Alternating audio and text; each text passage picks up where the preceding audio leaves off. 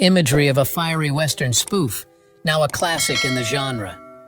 However, the behind-the-scenes of Mel Brooks' comedy classic Blazing Saddles is no laughing matter. Hollywood's most chaotic film shoot ever are unbelievable. From writers at war with the studio, to it nearly being canceled due to controversial scenes. Brace yourselves as Blazing Saddles producers tried to keep hidden from the public. Casting controversies. You wouldn't expect a classic comedy like Blazing Saddles to have major drama, but from the lead roles to supporting parts, the casting process was chock full of twists even the best Hollywood writers couldn't make up. Did you know that Cleavon Little almost missed the iconic Sheriff Bart in the movie Blazing Saddles?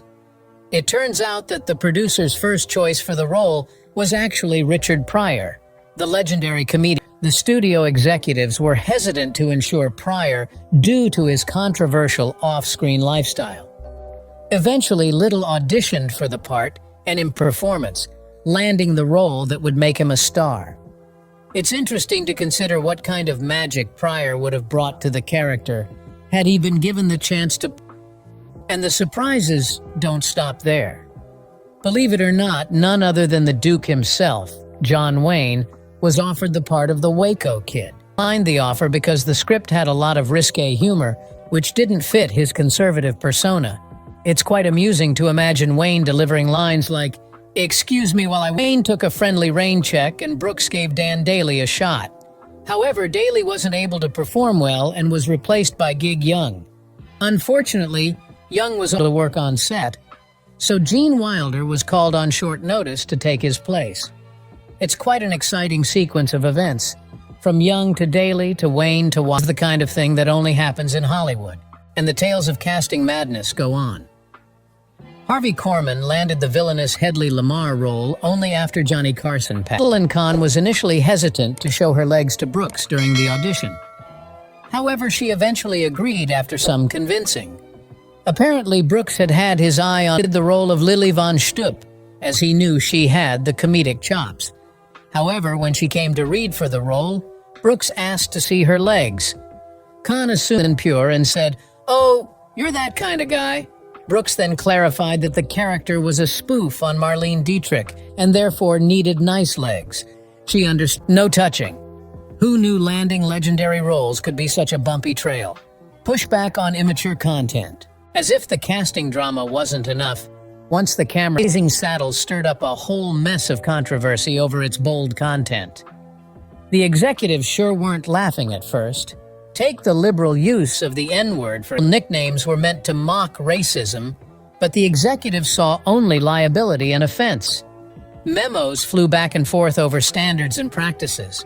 Brooks to ensure that the social commentary remained in the production. Then there was Lily Von Shtupp's seduction scene, with Madeline Kahn channeling Marlene Dietrich's sexy. When studio heads saw Kahn slipping Bart the tongue, they labeled it obscene for general audiences. Cut it entirely? Soft pedal the whole thing? Brooks had his way. But only after some heated debates behind closed doors. And if the language and intercourse weren't enough, Blazing Saddles was humor too. Remember the campfire scene where the cowboys bake beans and fart up a storm? In the script, they just let her rip, no holds barred. Executives weren't having it. They made Brooks cut Bart's last line. "Oh, baby, you are so talented, and they are so long." Too blue for the room, apparently. All running afoul of the studio's standards department right up till editing wrapped. Executives thought Brooks's comedy was too edgy, nasty, and out there. Standards. To the executives, Mel wasn't just ruffling feathers, it was more like setting the whole henhouse on fire. It's pretty remarkable to realize just how much Huddles was in during production, but Mel wouldn't budge regardless. He believed in the script, and in the end, he was vindicated by both audiences and critics alike. They were thankful he held firm, because pulling any punches would have robbed us of a comedy classic. Hedy Lamar's difficult lawsuit. Blazing Saddles not only faced executives, but also landed Mel Brooks in legal trouble with a prominent Golden Age movie star. When actress Hedy Lamarr caught wind that Brooks had named the main villain Hedley Lamar, she lawyered up big time. Lamar's beef? She argued the association with Blazing Saddles' racist, hypocritical bad guy would smear her reputation. Intentionally picked Lamar to cash in on her glamorous fame. So Hetty unleashed her attorneys and sued Brooks for $100,000 in damages. For his part, harm, just figuring Lamar had a nice ring to it as a villain's name. But he never bothered explaining himself directly to Hetty before the papers were filed. And once Mel decided to lawyer up too, rather than settle. After all, Brooks believed parody law was on his side. And he assumed a jury would realize the silly spoof was the real Hetty Lamar's character. Unfortunately for Mel, his lawyers advised playing it safe, fearing an insensitive jury. So after a lot of legal settle out of court for a smaller sum. Later, Brooks would joke he felt a bit bad Hetty never got the joke. But he had no regrets about the name, saying it added unexpected. Most agree Hetty Lamar became one of cinema's most memorable baddies. Harvey Korman's tearful performance definitely stole scenes. Release difficulties spark outrage. Waiting to make Blazing Saddles, the hard part would be over. But when Warner Brothers executives screened the final cut, they nearly shelved Mel Brooks' film entirely. Executives just didn't think it was very funny. And they were bracing for a box office bomb that could sink careers. Keep in mind, most comedies in 1974, think Smokey and the Bandit or the Apple Dumpling Gang. So when higher-ups saw Blazing Saddles' crude humor, they felt lost. At one tense screening, hear a pin drop in the executive room afterward. Not exactly the reaction you want for a laugh riot comedy. At a subsequent test screening, the audience's reaction, sure, there were some chuckles here and there, a few big belly laughs sprinkled in, but overall the vibe was more awkward than anything. Like no one knew quite what to make of this. So when the preview cards came back, it was about as bad can be. Now Warner executives were certain they had a certified stinker on their hands. The kind that emptied. Some wanted to cut their losses and let the film die quietly. No publicity, a limited regional rollout, and then straight to the discount bin. Others figured shot, but only if they kept spending to a bare minimum. And there was even talk of reshooting scenes to soften edges. Clearly, confidence was low all around. All his showbiz clout to convince Warner's president the test audience just didn't get the humor initially. And why spend all that money filming just to shelve it unseen? Spread by word of mouth once real crowds got a look. But he needed the full studio PR machine behind it for that to happen. Lucky for us, Brooks made his case. History. Chaotic writing process. When it came time to write the Blazing Saddles script, Brooks gathered an all-star comedy lineup. We're talking the likes of Richard Pryor, Norman Steinberg, and Alan Uger, certified Laugh Riot legends. Sounds like a dream team, right? Well, turns out too many cooks in the kitchen can still spoil the broth. Gurus. Because by all accounts, the writing process was pure chaos. Brooks described epic shouting matches over plot points. Pryor, Uger, and Bergman were all big that their punchlines and ideas reigned supreme.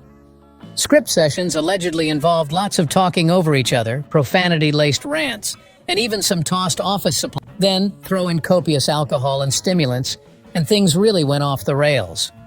Brooks tells stories of working through the night fueled by vodka, coffee, and cocaine, shaking with loud debate over Sheriff Bart's best zingers. Not exactly the genteel writing space you might imagine for a classic comedy. Somehow, amidst the mess between Brooks dictating structure and the others pitching non-stop brainstorms. But it took a heavy hand to rein in all that chaotic creativity. Foot down on what stayed versus getting the axe. In the end, Brooks credits the combative atmosphere for breeding comedy gold. When you pit that many genius minds, competitiveness forces everyone's A-game. But he said the writer's room tension definitely took a toll, too. Not exactly the polished process you'd expect, but it delivered a comedy classic audiences still can't get enough of. Working title and rejected titles. It's hard to imagine Blazing Saddles with any other name today. And Saddles brilliantly captures the film's fiery comedic tone and Western setting in just 2 words. But originally, Brooks and the crew had some very different, even before that light bulb went off. In fact, the working title throughout the production was plain old Tex-Ex. And no, that's not referring to off-color content. Brooks was as shorthand for the Western theme, while the X was meant to signify this was a parody flick making fun of the entire genre. Straightforward, maybe, intriguing for moviegoers. It wasn't until filming wrapped that coming up with a killer title became a priority. But at first, ideas were still missing the mark. Runners included Black Bart and Purple Sage, both standard Western Y names that failed to capture the script's boundary-pushing essence. However, a recent comedy called The Scalp Hunters starring Burt Lancaster could cause brand confusion with names like Black Bart. So it was back to the drawing board. One day in the shower, inspiration struck Brooks like a lightning bolt. He imagined a sheriff riding furiously into town with guns blazing and saddle flaming hot chase. And just like that, the words Blazing Saddles were born. Immediately, Brooks knew he'd captured that missing spark. Blazing Saddles title with a twist. Even better, it had a catchy rhythm. It was punchy, memorable, and most importantly, fun. Exactly the tone they wanted moviegoers associating with controversial lewd scenes causing financial difficulties. Considering Blazing Saddles is now deemed one of the greatest comedies ever made, you'd assume the film was a huge hit. But despite rave reviews and later cult status, Brooks's parody was actually a financial disappointment in its initial 1974 run. Box office returns was due to the movie's chaotic release strategy. In some cities, Warner Brothers positioned Blazing Saddles as a PG family comedy to draw big crowds, marketed it as an edgy, R-rated affair for adults. Talk about mixed messages. So depending on where you lived, you'd see two totally different trailers and posters. Friendly promos made Blazing Saddles seem like a slapstick Three Stooges joke. But the adult version highlighted all the vulgarity and profanity. No wonder word of mouth couldn't fusing branding. Then, there was the lack of big-name star power to carry the film besides Brooks himself. Though we see the cast now as comedy icons, Pryor and Wilder weren't exactly household names to mainstream audiences. Not exactly a formula to pack theaters when movie stars still ruled the day. Of course, the film's end likely turned off middle America, too. Racial humor, fart jokes, and sex scenes were still pretty shocking for Heartland crowds in 1974. And about mass walkouts from easily offended viewers. For all these reasons, Blazing Saddles' first theatrical run topped out around $120 million globally, but a little disappointing considering the film's huge production and marketing expenses. By Hollywood standards, it was expected the wacky western would make a much bigger splash. For Mel Brooks, Blazing Saddles enjoyed a long tail of appreciation on TV, home video, and midnight movie showings that grew its reputation later on. Booker box office returns definitely had the executives questioning Brooks's comedy instincts at first. Racist fan mail. Believe it or not, Blazing a fair bit of racist hate mail from some narrow-minded fans after release. Even though the film clearly mocked backward attitudes, some viewers somehow still managed. It started with scattered letters to Warner Brothers Studios, from folks offended by hearing black and white characters slinging racial slurs in a mainstream comedy. Crude humor and stereotypes that hurt civil rights. They didn't care that the racist characters were the punchline of the jokes. Then a few weeks in, Mel Brooks himself began to his personal office. We're talking some pretty vile stuff. Letters littered with racial nicknames and curses alongside threats of boycotts and protests. And a few even screened Blazing Saddles in certain southern towns. Understandably, these hostile reactions left Brooks shocked and saddened for a bit.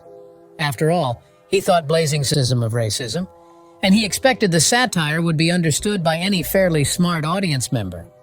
But the hate mail proved some Americans still couldn't laugh at the subject. Racism ran so deep that they were somehow validated rather than mocked. Of course, Brooks didn't let the racist responses dampen his comedic spirit long. With daring, realized that some folks will invariably miss the point or feel targeted themselves, and trying to reason with the most ignorant among us was a fool's errand. Actors' substance abuse. Considering the non-stop antics on screen, it's no surprise Blazing Saddles had its share of agitation off camera too. But beyond the chaotic writing process apparently fueled a bit too much of the film's wild production for some actors.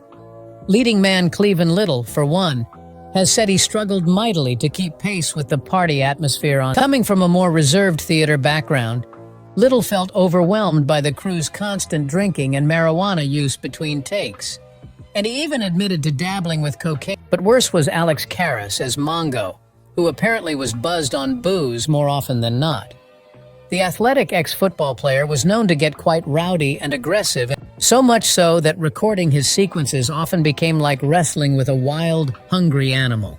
Still, the biggest substance abuse issues surrounded Slim Pickens. He was notorious for hitting the bottle hard in his cowboy career, and Blazing Saddles only enabled his worst habits. By late nights, shooting the campfire scene, Pickens would on whiskey, he could barely sit his horse without toppling over. The escalating issues didn't go unnoticed by studio execs either. Warner Brothers kept demanding daily call sheets so they could determine how much usable footage he was supplying. But Brooks ran interference there, distorting reports to cover for his pickled performer. In the end, though, Pickens acting drinking for a truly memorable turn. And the good vibes on set led most struggling cast like Little to sober up after realizing their career chance. Later quit drinking altogether once realizing his gift. Uphill battle for home video success. One would think the controversy and battles over Blazing wild premiere. In fact, they persisted for years after, haunting Brooks at every stage as he tried to bring his offensive Western parody to wider audience. Release on VHS in the late 80s. This newer home video format was booming in popularity, seen as the next frontier for movie distribution. Still, major rental chains like Blockbuster outright refused to carry copies of Blazing Saddles. Why? The same crudeness complaints that haunted its theatrical run. Brooks fought relentlessly to get America's favorite video store to stock his hit comedy beside Tamir titles like Ghostbusters. He appealed to Blockbuster CEO Wayne in a demanding PR effort. But executives remained unmoved, not wanting adult content mixing with their family-friendly inventory. Against all odds, after months of making personal appeals, Blockbuster agreed to a trial run of Blazing Saddles in a handful of stores under strict instructions to keep children's reach. Even then, the film faced an uphill battle. Employees took it upon themselves to actively steer families away from renting the controversial